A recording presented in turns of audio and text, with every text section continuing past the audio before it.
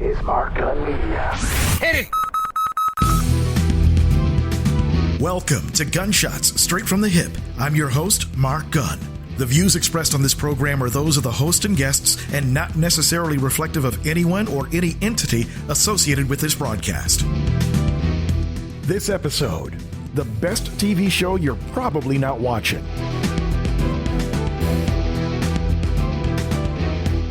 I want to personally thank everybody who has subscribed to the podcast, and remember, you can download it at markgunmedia.com, iTunes, Spotify, iHeartRadio, YouTube, Google Podcasts, envision-radio.com, or wherever you download your podcasts. I also want to thank those of you that listen from anywhere in the U.S. and around the world. Bonjour to our listeners in France. Guten Tag to those of you listening in Germany. To my friends in Ireland. Dia Huch. Apa kabar Indonesia. Konnichiwa Japan. To my family in Nigeria. In Leo. Hello to my neighbors to the north in Canada. Hello Bangladesh. Hola to my friends in Brazil. G'day in Australia. And hello to those of you listening in the UK. We would love to hear from you, and you can reach out to us by going to our website at markgunmedia.com or through envision-radio.com. As a lifelong comic book fan, I always get excited when my favorite superheroes make it to the screen. It's a way of suspending belief for a while and enjoying a little escapism. For readers, the battle was always between the two biggest publishers, Marvel and DC Comics. Superman, Batman, and Wonder Woman versus Spider-Man, Captain America, and the Incredible Hulk. Growing up, though, it was very rare that I saw characters that looked like me. That is, until July of 1966, when T'Challa, the Black Panther, came along. The one thing that I always loved about Marvel was that they were never afraid to tackle social issues. A lot of their work serves as an allegory for things like xenophobia, drug abuse, and racism, to name a few. In fact, funny story about the Black Panther comic book. After the first issue, the editor told Stan Lee and the legendary Jack Kirby that there needed to be more white people featured. So, in Kirby's next issue, he had T'Challa beating up the Ku Klux Klan. Fast forward some 50 years later, and Marvel's movie adaptation of the Black Panther became the highest-grossing film of all time by a black director and the 9th highest-grossing film of all time, period. The MCU, or Marvel Cinematic Universe, is one of the most successful franchises because of its huge fan base, wealth of material, and the diversity of its heroes. Case in point, Sam Wilson, a.k.a. the Falcon. With their move to Disney+, the MCU can create made-for-TV series like their latest work, The Falcon and the Winter Soldier. The last time we see Sam and Bucky is after Steve leaves the shield with Sam. Sam is coming to terms with what it's going to be to pick up that shield. And that's where we kick off the show. The legacy of that shield is complicated. When Disney Plus was announced, there was an opportunity to interweave the cinematic universe with the television universe. The world of the Falcon and Winter Soldier in the films is so big, and you want this show to feel as big and as engrossing. I think fans will definitely get a kick out of seeing a continuation of that kind of filmmaking that those movies had. Sam, this has to be subtle. Got it. The action side is so embedded in what the MCU is, but through the show, we wanted to look at the human side of the characters. For Bucky, it's the legacy of the Winter Soldier. His anchor point to the person who knew him before he was a murder machine no longer exists. So Bucky feels unmoored in the series and is looking for his purpose. And Sam Wilson is very much doing the same thing. When Steve first told me about the shield, the first words I said were, feels like it's someone else's. I felt like we would be dishonest just on a human level if we had this black man just accept the symbol without having real ambivalence about it. With this series, we've been able to give a level of sincerity and humanity to him. You get a real sense of what this character, Sam Wilson, really is. The notion of what blackness means in America ties very much into Sam's journey through the events of the show. There's a fight out there, and then there's our fight here. And bro, you have taken them both on. Well, let's get to work. The scope of these 6 episodes is really amazing. I mean, it's a huge story. Falcon and Winter Soldier are really vibrant and electric characters. So when you are thrust into the action, you sink into the narrative and where the story ultimately goes. Head writer Malcolm Spellman. I think this is going to be an extremely relevant show in a lot of ways, and that is not by accident. And I think the magic of embracing diversity in the writer's room and having an almost all-Black staff allows you to tap into pop culture through the magic, particularly, I mean, Black folk are the masters of it, you know what I'm saying? And when we get a shot to do what we do, it is universal for everyone because our struggle and our point of view is a concentrated version of the greater human struggle. So those moments are pointed, and we dig deeper and deeper and deeper as the series progresses. This show does something that very few have the courage to do. It tackles racism head on. The series starts at the end of the movie Avengers Endgame when Steve Rogers, the original Captain America, gives his shield to Sam. How does it feel? Like it's someone else's. It isn't. And because of the implications of a Black man being the symbol of America, Sam is extremely reluctant in keeping it. Symbols are nothing without the women and men that give them meaning. And this thing, I don't know if there's ever been a greater symbol, but it's more about the man who propped it up. And he's gone. So today we honor Steve's legacy, but also we look to the future. Thank you, Captain America. But this belongs to you. So he gives it back to be displayed at the Smithsonian Institute. Turns out that the government ends up giving it to another white man in order to carry on the legacy of Captain America. Slap in the face, number one. In addition to the drama that ensues with the Wish.com Captain America, as some on the internet have taken to calling him, Malcolm Spellman talks about the importance of two Black superheroes being seen together. It was for me and the rest of the writers and for Nate Moore, just the concept of two Black superheroes being on screen together said a million things, right? And if you've seen how much dialogue we wrote, because I was so excited to get them together, and a lot of that got distilled, but I think the spirit of that excitement, and not just that excitement, the poignance of two Black men, like Cheadle is such a good actor and Sam's such a good actor. This bigger issue that's going on in this journey, they don't have to say that much. Everybody knows these are two Black men and they dealing with the stars and stripes. They don't even have to say that much for you to get how much it's weighing on them and how much these dudes probably hooked up and talked behind the scenes in the MCU. Here are Anthony Mackie as Sam and Don Cheadle as Colonel James Rhodes, a.k.a. the War Machine. Crazy to think that nobody's going to be carrying the shield. Hey, we went for 70 years without anybody carrying it when Steve was on ice, so I think we're all right. It's a different time, Sam. So you're going to make me ask? Why didn't you take up the mantle?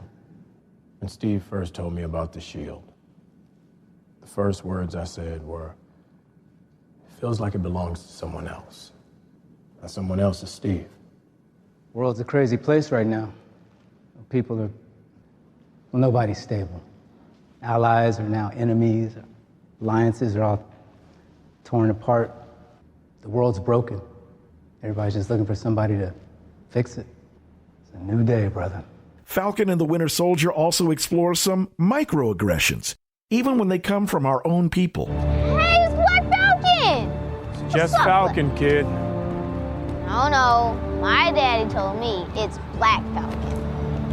Is it because I'm Black and I'm the Falcon? Well, technically, I mean, yes. So are you, like, Black Kid? I got him, right? Whatever, man.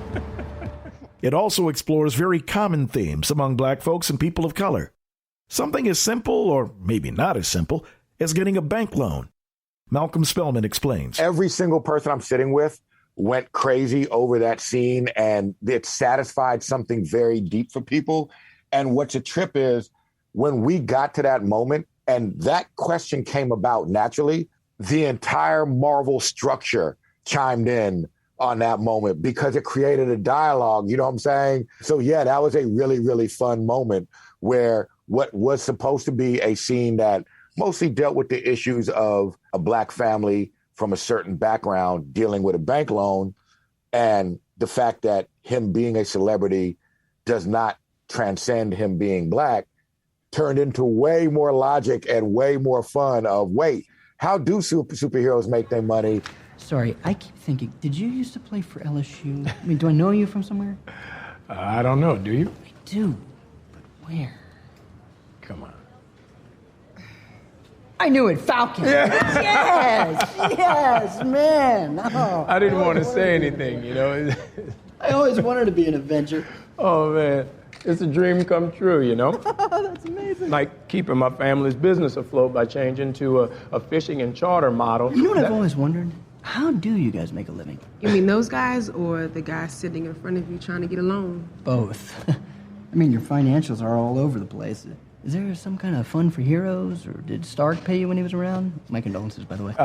Thank you, but no, it doesn't really work like that. There's a tremendous amount of goodwill, and because of that, people are inclined to help, which applies to the business. Right, but you couldn't have been living off of goodwill this whole time. I don't get what you're going for here. Are you trying to help us or indict us? You have no income over the last 5 years. How can you have income if you don't exist? Sarah, I've been gone, like several billion other people. But if you look at our plan, I have government contracts. So that's proof of earnings. And I know for a fact that we qualify for an SBA loan. Under the old terms, sure. But these days, with everyone just showing up, well, things tighten up. Funny how things always tighten around us. Whoa, easy there. Look, I'm on your side. After all, he's a hero. Is there any chance, and of course you could say no, that I could get a selfie with your arms out? Are you serious? I know your family has banked with us for generations, but we cannot approve you. I'm truly sorry. There's slap in the face number 2. Enter Isaiah Bradley. A clear illustration of what black soldiers went through during World War II. Bradley was the first black Captain America that nobody knew about. He was given his powers as a result of a version of the super serum that gave Steve Rogers his powers. Back then, and there's a well-documented history of this that Marvel actually taps into, black soldiers were treated worse than the enemies they fought. White commanding officers didn't care if they were captured or killed. Bradley, according to his comic history, heroically saved members of his squad, and Uncle Sam did not like that one bit. You know what they did to me for being a hero? They put my in jail for 30 years. People running tests, taking my blood, coming into my cell. Even your people weren't done with me. Isaiah. Get out of my house! Remind you of any infamous experiments that took place in Tuskegee, Alabama? Bradley was locked away, and just as America covered up any history of black soldiers during World War II, any record of his heroism was locked away as well. If you're an advertiser, one of the most important things about getting your message out is actually standing out from the rest of the crowd. If you're listening to this program right now, this is where you'd hear your commercial. As an exclusive sponsor of Gunshots Straight from the Hip, your commercial is professionally produced and gets a longer shelf life based on your needs. Gunshots Straight from the Hip is a unique and compelling program unlike anything else in the marketplace. Episodes are available for download on iTunes, TuneIn, and MarkGunMedia.com. And depending on how you tailor your message, the potential for new and repeat customers is that much greater. Best of all, it's extremely cost-effective. If you'd like more information on how you can be a sponsor of this broadcast, call Mark Gun Media Inc. at 502-407-0283. That's 502-407-0283. Or log on to markgunmedia.com.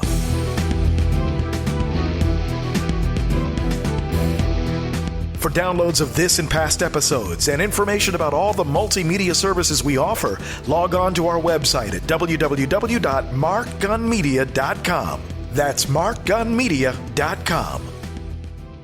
As good as the Falcon and Winter Soldier is, it doesn't come without any controversy. Another Marvel film, Black Panther, had its share of controversy too. Some fans had a problem with it because of what they saw as an overrepresentation of blackness and black excellence. Man, this is a huge deal. We've waited, I think, in the community for a movie like this for a very long time. I know that people talk about Blade having been another film that had a black lead as a superhero, but Wesley Snipes, the vampire hunter guy. Yeah. Exactly. But the problem was Blade was a rated R movie, so it's not a movie that you could take your kids to. So I think the significance of this is that you have young people being able to go to a film where they really see themselves and envision themselves as somebody on the screen. You think about this character debuting in 1966, and we've got some great stills of some of those original comics from back in the day when the Black Panther first came out. And he continues, of course, to be in his own comic book 50-plus years later. You talked about the kids, though, being able to see themselves represented. I mean, that's got to be huge for them. And just to sort of, let's be honest, the comic book world is very white-dominated. Yeah, it's an unfortunate, side effect of the geek culture having been relegated to one particular area. So a geek like me growing up, I didn't really see myself very heavily represented in comic books. I mean, I did have heroes here and there that I could look up to, but you definitely didn't see anything on the big screen. And it's only been lately that Hollywood's, had a push towards more representation in film, because they know now that the more colored faces, the more faces of color you see in front of the camera, and the more people of color you have behind the camera, the better the film does overall. I've seen people who have online said this film is black from front to back because so many of the people on screen are black and a lot of the people behind the screen were black. How important is that as well? The cinematographer, the costume designer, even the people who did hair and makeup. I mean, it's really important to have people who understand what it's like to be a black person in front of a camera on this film. Growing up, when I took school pictures or even personal photographs, an issue that photographers told me to my face was that it's just very hard to photograph black skin. But in this film, there's just a warmth to people's bodies that you just haven't seen before. In any sort of other film where Africa has been a backdrop, you have very beautiful climate and everyone is shot really well until black people show up on the screen. All of a sudden the colors get very washed out. And then all these other things come in, warlord, poverty, corruption, that sort of stuff. And I think that what this film does excellently is not just dispense with those tropes, but invert them, sort of mock them and make fun of them in a way that I think the audience can really relate with. And I think if you're a black person in this film, there's going to be a lot of moments where a joke will just come out. And it'll take a second for that line to really land. And if people in the audience are there with other black people, it's just going to be a moment where we get to look at each other and say, yeah, we made it.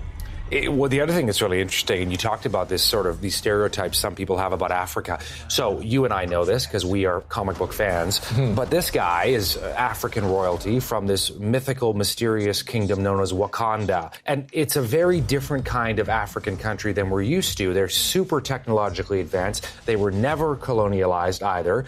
So it's really kind of taking some of those myths, those stereotypes, those prejudices that we have, and as you're saying, turn them on their head. Well, this is, I think, the first film that is in the Afrofuturism genre. So stories like this are familiar to black comic book geeks if we've really followed that Afrofuturism trend.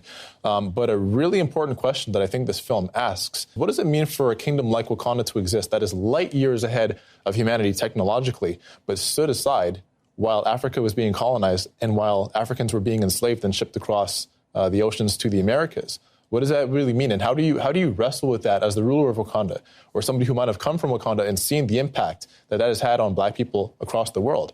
I think this film handles that expertly with a lot of jokes along the way. I really appreciated the heavy subject matter was handled in such a way that I could laugh at it afterwards. While the majority of the fans watching The Falcon and the Winter Soldier are very positive about the way the show deals with race, there's a corner of the fan base that has a problem with racism even being discussed. One of the biggest problems with this show is that instead of focusing on issues in the Marvel universe, they're focusing on issues that are prevalent in our society. And it's not really something that people are looking for.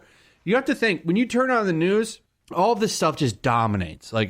It's in just about every piece of programming now, and people are just sick of it. This is why you see stuff from Newsweek here. As NBA ratings decline, poll shows 34% watched less sports over SJ messages.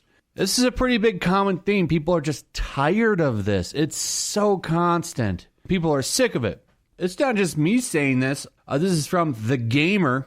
maybe Falcon and the Winter Soldier should pick just one villain. What do they want to be the main villain of the show? Racism. That's right. Why do they have so many villains struggling when they just get in the way of Falcon and the Winter Soldier's themes of racism?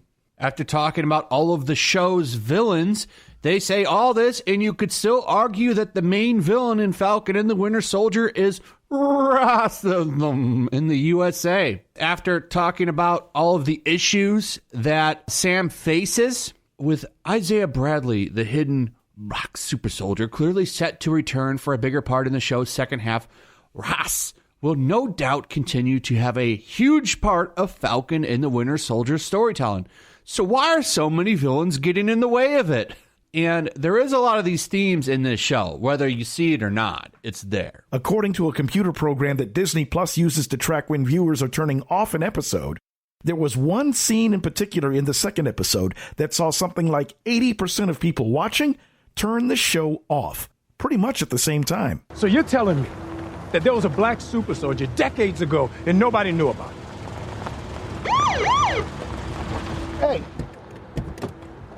what's up, man? Is there a problem here? No, we're just talking. We're fine. Can I see your ID? I don't have ID. Why? Just sir, just calm down. I am calm. What do you want? We're just standing here talking. Just give him your ID. No, I'm not giving him We're just talking. Hey, look, is this guy bothering you? No, he's not bothering me. Do you know who this is? Oh, God. I am so sorry, Mr. Wilson. I didn't recognize you without the goggles. I'm really, really sorry about this. Poor little Marvel fans got caught up in their feelings because they were, quote, sick of hearing about racism and BLM, end quote. Hey, snowflakes, if you're tired of hearing about it, imagine how tired we as black people must be of dealing with it. Besides, if you were really tired of hearing about racism, a reasonable person would conclude that they should do something to stop it. The Marvel Universe continues to do its part, and if it means bringing more stories like this to the forefront, so be it.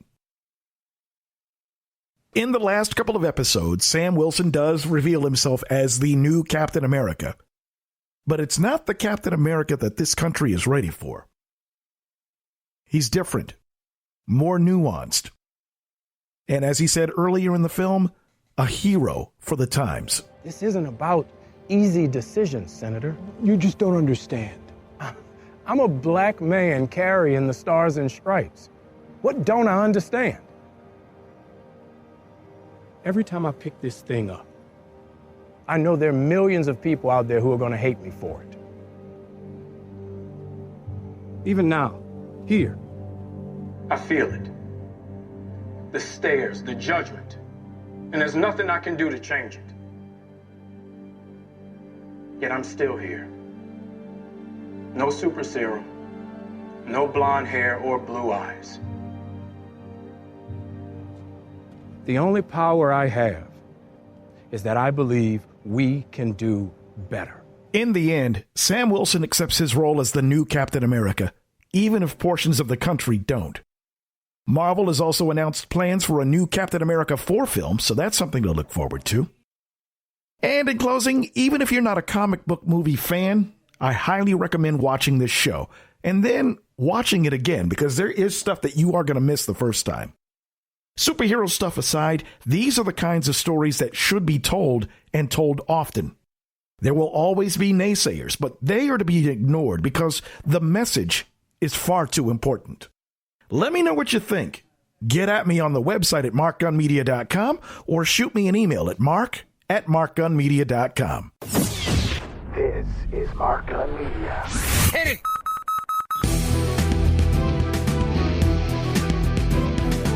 One of the biggest accomplishments we've had over the past year is the continued growth of our podcast, Gunshots Straight from the Hip. If you haven't heard it, you can check it out now on our website at markgunmedia.com or on iTunes, iHeartRadio, Spotify, Google Podcasts, or the TuneIn Radio app. You can also subscribe to our YouTube channel. Past episodes are available for download right now. Each episode is written and produced from a perspective not heard enough in this medium, the black perspective. However, Gunshot Straight from the Hip is not limited to a black audience. Anyone can get something out of it. We tackle social and political issues, sometimes some slice of life stuff, in a way that's very compelling and unlike any other podcast on the market right now.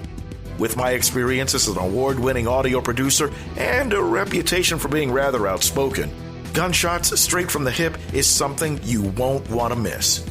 Over the next year, we want to add more subscribers, with a goal of 1,000 new subscribers every month. If you haven't joined us yet, go to our website, markgunmedia.com, and hit the podcast link. You could also subscribe wherever you get your podcasts. If you're already with us, thank you. We just ask that you turn your friends and family on to us. Remember, we have a goal of 1,000 new subscribers every month, and we can't do it without your support. That's Gunshots Straight from the Hip, available right now at markgunmedia.com, iTunes, iHeartRadio, Spotify, Google Podcasts, or the Tuned In Radio app. You can also subscribe to our YouTube channel. Thank you. Mark Gun Media. No hype, no hoopla, just damn good work. You've been listening to Gunshots Straight from the Hip. The views expressed are those of the host and guests and not reflective of any business entity or anyone associated with this broadcast. If you have any comments or want more information on how to be a sponsor, log on to our website at markgunmedia.com or call us at 502-407-0283. That's 502-407-0283. Thank you for listening. Mark Gun Media. No hype, no hoopla, just damn good work.